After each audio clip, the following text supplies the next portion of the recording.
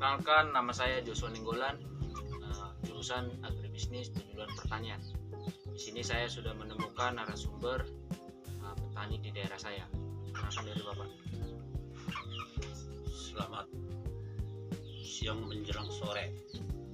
Nama saya N. Nenggolan, seorang petani.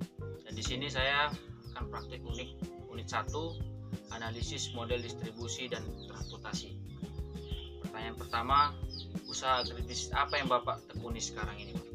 Petani padi. Pertanyaan kedua, untuk bahan baku seperti bibit, pupuk atau obat biasanya beli di mana, Pak? Kalau masalah bibit dan pupuk dan obat-obatan, kadang-kadang padi sendiri buat bibitnya, tapi masalah obat-obatan dan pupuk itu dari distributor. Kita dari toko, terkadang ke pusat kota. Pertanyaan ketiga, Pak, apakah semua proses tanam sampai panen dikerjakan sendiri, Pak? Oh, masalah itu, Pak, karena kalau di sini kan cetor terpaksa digajikan. Cuma kalau kita yang bisa kita kerjakan benteng atau bibit, selainnya itu diupahkan sama orang. Kayak panen juga diupahkan ya? Wah, kalau panen ya diupahkan, Pak. Kadang disitulah keolahan kita, kadang kalau udah panen musim hujan, jalan rusak, dan persenannya tinggi-tinggi kadang. Jadi pertanyaan keempat, hasil panen biasanya dijual ke siapa, Pak? Ya, karena nggak ada dibuat pemerintahan di daerah kita ini berbentuk KUD, ya terpaksa dijual dengan tengkulak. Tengkulak lah yang datang ke kampung membeli padi-padi kita. Jadi seperti kalau di sini toke ya, Pak ya? Oke lah dibilang.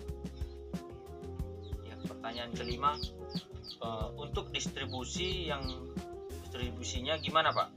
Nah, supaya dari tengkulak kemana nih? Kalau distribusinya tengkulak itu menjual ke kota atau kilang padi yang besar. Kadang-kadang kita tidak mencukupi, kita beli lagi beras kita karena sesuai hasil. Ya begitulah cara-caranya di petani. Jadi dari petani ke tengkulak ke Kilang besar.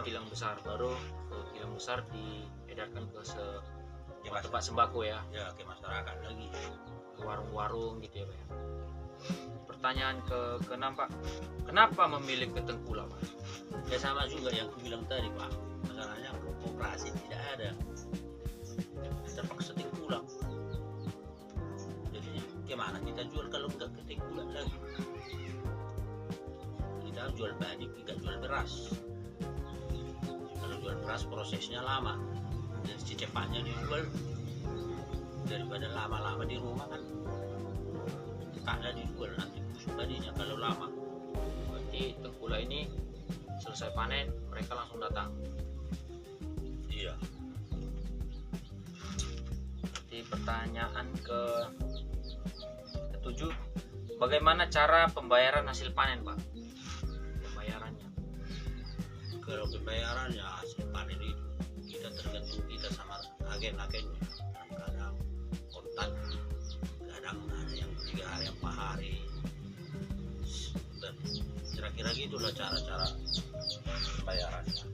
Jadi ada juga yang secara tunai dan secara transfer ya, Pak ya? Ada juga kayak gitu. Pertanyaan selanjutnya, untuk pengangkutan biasanya pakai apa, Pak? Oh, di sini masalahnya jalannya masih kurang sempurna. Ya, misalnya dibilang sebagian pokok diesel, sebagian pickup, ya Kendaraan kecil lah. kira-kira gitulah.